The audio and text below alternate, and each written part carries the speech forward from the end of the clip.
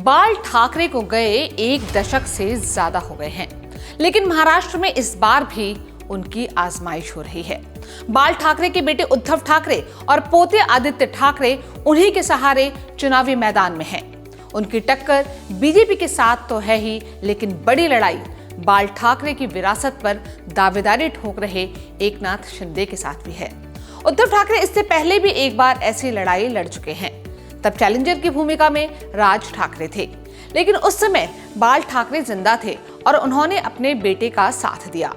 विरासत बेटे के पास गई, लेकिन इस बार बाल ठाकरे का नाम है, विरासत है, लेकिन जनता को प्रभावित करने के लिए वो खुद नहीं है और फैसला इसी चुनावी समर में होना है। उद्धव ठाकरे और आदित्य ठाकरे का वर्तमान और भविष्य इसी पर टिका है कि जनता का आशीर्वाद और बाल ठाकरे की मुहर उन्हें मिलेगी या नहीं मिलेगी। नमस्कार, मैं हूं शांता सिंह और आप देख रहे हैं बोले भारत। बात 2006 की है। एनसीपी नेता शरद पवार की बेटी सुप्रिया सुले राज्यसभा के लिए चुनाव लड़ रही थी।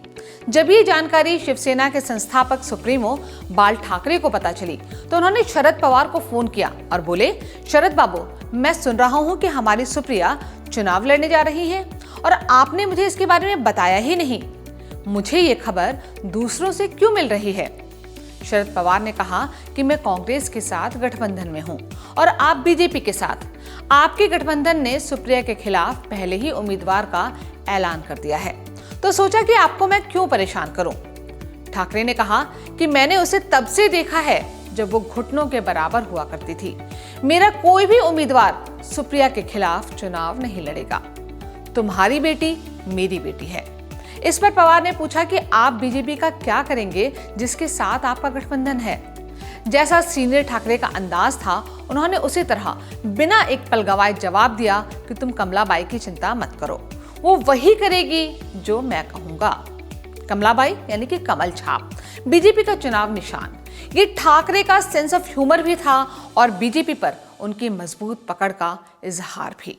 इस बात का इजहार भी कि बीजेपी महाराष्ट्र में उसकी जूनियर पार्टनर ही रहेगी। लेकिन राजनीति ऐसे नहीं चलती। कब गुरु गुड़ ही रह जाए और चेला चीनी हो जाए, कोई नहीं कह सकता। जिस वक्त बाल ठाकरे बीजेपी को अपने हुक्म का गुलाम कमलाबाई समझ रहे थे, उसके 3 साल बाद ही खेल पलट गया। 2009 के महाराष्ट्र के विधानसभा चुनाव में बीजेपी को 46 सीटें मिली और शिवसेना को 45। अब नेता प्रतिपक्ष के लिए बीजेपी दावा करने लगी तो बाल ठाकरे ने गठबंधन तोड़ दिया। लेकिन 2014 का चुनाव देखने के लिए बाल ठाकरे जीवित नहीं रहे। पार्टी की कमान तो अपने जीते जी ही उद्धव ठाकरे को दे चुके थे। 2014 का चुनाव शिवसेना ने उद्धव के नेतृत्व में लड़ा। लोकसभा के लिए बीजेपी से गठबंधन करके शिवसेना लड़ी, जिसमें बीजेपी ने 24 सीटें लड़कर 23 जीती थी और शिवसेना ने 20 लड़कर 18। इस तरह लोकसभा में भी शिवसेना बीजेपी की जूनियर पार्टनर हो गई, महाराष्ट्र से सीटों के लिहाज से भी। लोकसभा चुनाव के बाद उद्धव ठाकरे को अचानक पिता का ख्याल आया कि शिवसेना को तो बीजेपी का जूनियर पार्टनर नहीं बनना था, तो विधानसभा का चुनाव वो अलग लड़े और बीजेपी अलग लड़ी। दोनों एक दूसरे की थाह लेना चाहते थे। थाह लग भी गई, ताकत का पता चल भी गया। बीजेपी ने 288 की विधानसभा में 122 सीटें जीत ली। बीजेपी सबसे बड़ी पार्टी बन गई। शिवसेना को इससे लगभग आधी सीटें मिली। वो 63 सीटें जीतकर दूसरे नंबर पर आ गई। अब उद्धव ठाकरे बीजेपी के सामने दंडवत हो गए। महाराष्ट्र में सरकार बीजेपी की बनी और शिवसेना उसमें शामिल हुई। राजनीति सिर्फ मजबूती का नाम नहीं है, कई बार मजबूरियों को निभाना भी राजनीति का एक अहम चैप्टर बन जाता है। जिस बीजेपी को उनके पिता कमलाबाई कहते थे, उसी कमलाबाई के रहनुमाई में उद्धव ठाकरे की शिवसेना 5 साल सांस लेती रही। ये दूसरी बात है कि अतीत की यादें उनका दम भी घोट रही थी। उसी का नतीजा हुआ कि 2019 के विधानसभा चुनाव के बाद उद्धव ठाकरे मुख्यमंत्री पद के लिए अड़ गए। बीजेपी के पास 105 विधायक थे, शिवसेना के पास 56, फिर भी अड़ गए। अपने माता पिता की सौगंध खाकर उद्धव ने यहां तक कहा था कि केंद्रीय गृह मंत्री अमित शाह ने 2.5 साल वाले मुख्यमंत्री बनाने के फॉर्मूले का वादा किया था। लेकिन बीजेपी अड़ी रही कि जब बड़ा दल हम हैं तो मुख्यमंत्री भी हमारा ही रहेगा।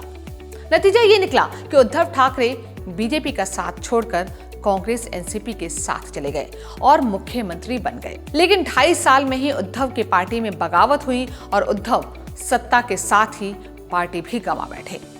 भूमिका थोड़ी लंबी हो गई है, इतिहास थोड़ा ज्यादा हो गया है, लेकिन ये जरूरी था ये जानने के लिए कि इस बार लोकसभा चुनाव में उद्धव का क्या दांव पर लगा है।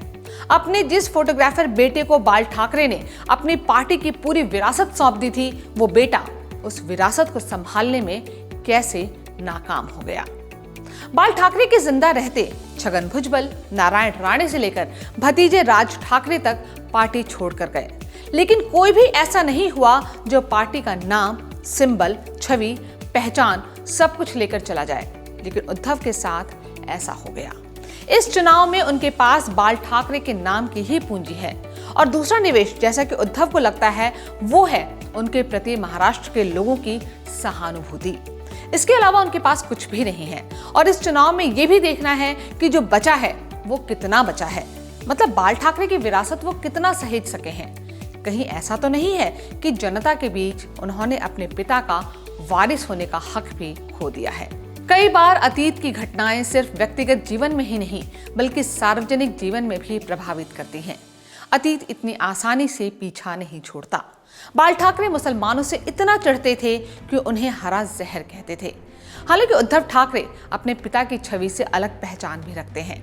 उन्होंने मुसलमानों का दिल जीतने के लिए पूरे प्रयास किए। उनका यह भी भरोसा रहा कि उनका बीजेपी विरोध मुस्लिम वोट की गारंटी बन सकता है। लेकिन महाराष्ट्र में आखिरी चरण के मतदान से ठीक पहले उन्हें बड़ा झटका लगा है। मुंबई के जोगेश्वरी में मुस्लिम समुदाय के लोगों ने इकट्ठा होकर ये फैसला लिया था कि उद्धव ठाकरे सुविधा के अनुसार हिंदू और सुविधा के मुताबिक ही मुस्लिमों के हिमायती बन जाते हैं। उन्हें उद्धव पर यकीन नहीं है कि आज तो इधर हैं, लेकिन कल बीजेपी के साथ चले गए तब क्या होगा। बीजेपी के साथ नहीं जाएंगे, इसकी क्या गारंटी है। वो नोटा पर वोट देने की बात कर रहे थे। अब किसी को ये नहीं मालूम कि 20 मई को उन्होंने किसको वोट दिया, लेकिन इसे एक बात तो साफ है कि बीजेपी का विरोध ही मुस्लिम वोट हासिल करने की गारंटी नहीं है। और अगर उद्धव का हिंदू वोट घट गया और मुसलमानों ने भी बढ़ चढ़ कर साथ नहीं दिया तो फिर उनके हाथ आएगा क्या। इसलिए ये चुनाव उद्धव के लिए बेहद निर्णायक होगा। पहली वजह यह है कि जनता अपना फैसला सुनाएगी कि पार्टी और मुख्यमंत्री कुर्सी छीने जाने से उनके प्रति सहानुभूति है या नहीं है। दूसरी वजह यह है कि उद्धव का बीजेपी का साथ छोड़कर शरद पवार और कांग्रेस जैसे पुराने विरोधियों के साथ आना महाराष्ट्र के लोगों को गंवारा है या नहीं है। तीसरी वजह यह है कि इस चुनाव से तय होगा कि उद्धव के मुख्यमंत्री के रूप में 2.5 साल का कामकाज लोगों को पसंद आया है या नहीं आया है। मतलब बाल ठाकरे का वारिस होने से अलग जनता के बीच उनकी अपनी कोई पहचान बनी है या नहीं बनी है। और चौथी वजह यह है कि इसी चुनाव के आधार पर यह भी तय होगा कि इसी साल के अंत में होने वाले विधानसभा चुनाव के लिए उद्धव ठाकरे के पास ताकत और जनविश्वास बचा है कि नहीं। शिवसेना बनाने वाले बाल ठाकरे को जितनी परीक्षा अपने जीते जी नहीं देनी पड़ी थी, उससे ज्यादा परीक्षा अपनी मृत्यु के 12 साल बाद वो दे रहे हैं। आखिर उद्धव ठाकरे उनकी यादों के साये में ही वफादारी और सहानुभूति का वोट मांग रहे हैं। देखना यही है कि अपने पिता के राजनीतिक विचारधारा के उलट राजनीति करने वाले उद्धव ठाकरे को जनता स्वीकार भी करती है या नहीं। यहाँ दिक्कत बस एक ही है कि कहीं बाल ठाकरे वाली शिवसेना के कट्टर वोटरों ने उद्धव के वैचारिक दगाबाजी को ध्यान में रखा तो सहानुभूति की लहर का क्या होगा। बोले भारत में आज इतना ही। एक नए वीडियो के साथ फिर मुलाकात होगी। नमस्कार।